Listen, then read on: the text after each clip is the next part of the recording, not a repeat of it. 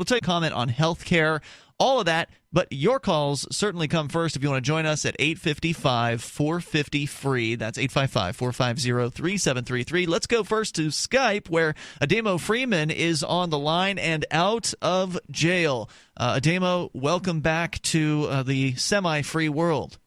Yes, the freer world. I appreciate it. And a big thanks to you guys and everyone else who made that push, which did help me get out of jail. So for our listeners who are uninformed, let me see if I can recap briefly what has happened over the last 48 hours or so. You were, over the weekend, arrested in Kansas for a warrant out of Indiana. You had kicked off the Cop Block Mobile Accountability for Cops tour in an RV that you have dubbed MAC, which stands for Mobile Accountability for Cops. You and Brian Sumner have been on this tour now for a couple weeks, I think. And it was actually the day before the tour started that you were in Noblesville, Indiana, and you did some chalking outside of a police department there with some of the local cop blockers. The Noblesville cops, they cornered you later on that night. They threatened you. They detained you for about 15 minutes. You got all that on video. That video is up over at, you can watch it over at freekeen.com or copblock.org/Mac-tour. And they accused you of using spray paint or some sort of yellow paint during the actual chalking that had gone on outside of the police station. And, of course, you seemed completely bewildered that would have been the case. It wasn't just you that was chalking. There was a small group of activists that were there chalking, but yet they have now issued a warrant for your arrest, and that arrest ultimately happened in Kansas. Did I get all that correct? That is correct, yes. And then Kansas police took me to the Johnson County Detention Center, where I spent the last day and a half.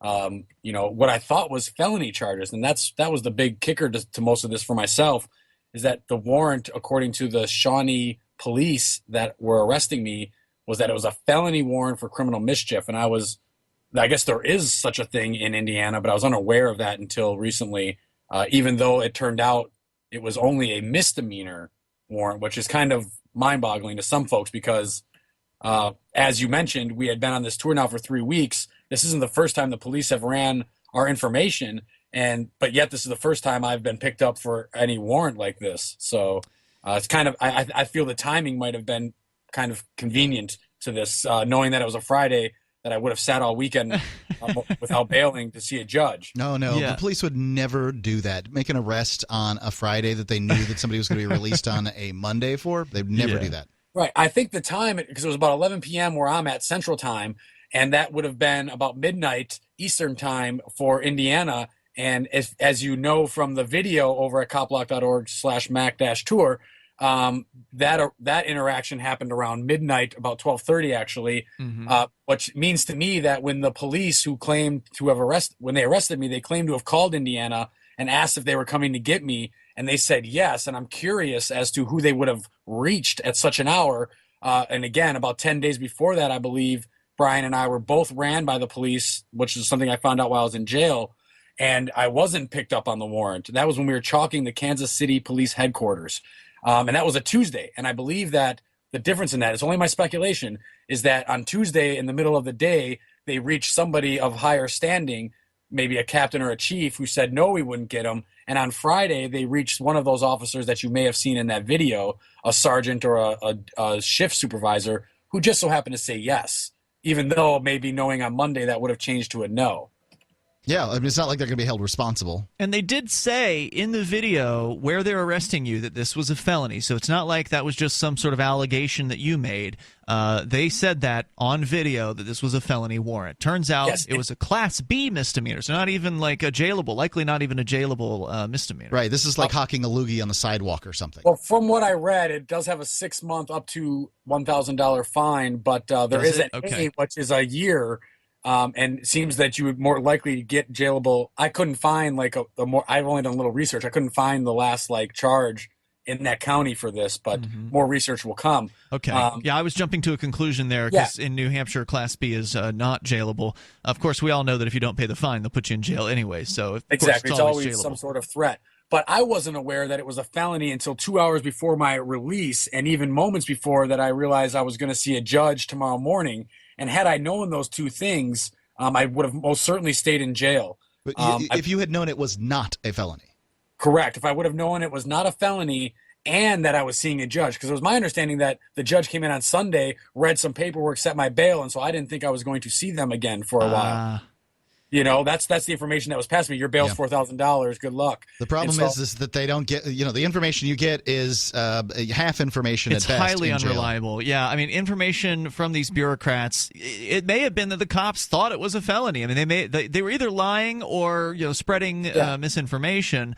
And it could just simply be that they were ignorant and they were told. Either way, legally they could have taken me to jail on the felony or the misdemeanor. It's just unlikely that, like some of the folks had reported, like Brian, that the Hamilton County Sheriff said they would not come and get me for that offense. Right. And so my lesson here is to just, if you're going to be an activist and do these things, and I should have long learned this, is to, yes, don't worry about the misinformation that comes from the inside.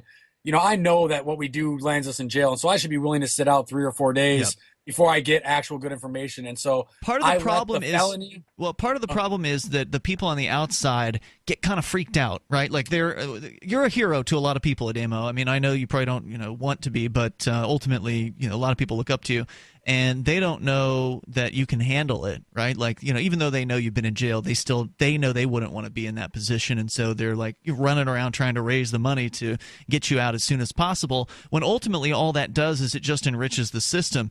There was somebody who is a mutual friend who, I was talking to, who said that this bail bondsman was encouraging them to pay up. And I said, well, of course the bail bondsman's encouraging that. He wants to salesman will encourage you to buy cars too. He wants to make money. And what was going on was that somebody had said that they'd talked to you and that you had wanted to get bailed out. And I said, well, that's likely because he still thinks it's a felony. But we couldn't, we can't call you to see what you know. So exactly. And Brian had thought that a guard was really nice and relayed that message to me, which absolutely never happened at all. No guard came to my door and said, misdemeanor, your friends say it'll be all good when you see the judge on Monday.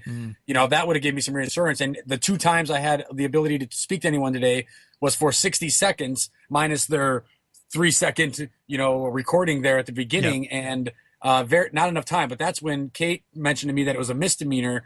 And I got that confirmed by a CO, but then had to lock down. And before I got out again to communicate, they opened the front door. And at that point, I had a little bit of blinders on. I wish at that moment I would have had them explain the charges to me again. And then I would have denied bail because I still wasn't 100% sure what I was sitting on. I got conflicting reports. And so. Well, wait a minute. When you found out you were being released, that means somebody else had already paid for you. Can you deny it at that point? Say, no, I'll just stay. I'll sit here. I don't know, but I think we would have found out if I would have been fully aware, which I wasn't of until like an hour even after being released. I don't know if they would have said you have to go or they give that money back. Brian and I believe that since they are bailing you out, like I'm not bailing myself out. Right. So you can't control it. I could refuse that because it could be like a legal stance, right? It could be like a legal defense of some sort. I don't think you can refuse it. If somebody's already shown up and said, I want to bail Ademo Freeman out, and they put the money forward, I don't think there's anything that you can do to refuse that. Well, I think that my biggest concern here is that they're locking people up who haven't harmed anyone. I mean, the jail system, I'm not even talking about charging. They could have charged him and put him on some kind of PR bond or whatever, and he could have driven back to Indiana if that's what they in fact wanted to do. But they just throw mud in the water, and you can't figure out what's going on. The United States jail system shouldn't be locking people up that aren't a danger to the public. All right, it's a disservice to the taxpayer. Ademo, can you stick with us? I've got more questions. Absolutely. Ademo Freeman, founder of copblock.org. Good news is he's out, but the bad news is he probably would have gotten out tomorrow anyway. So more coming up. It's Free Talk Live.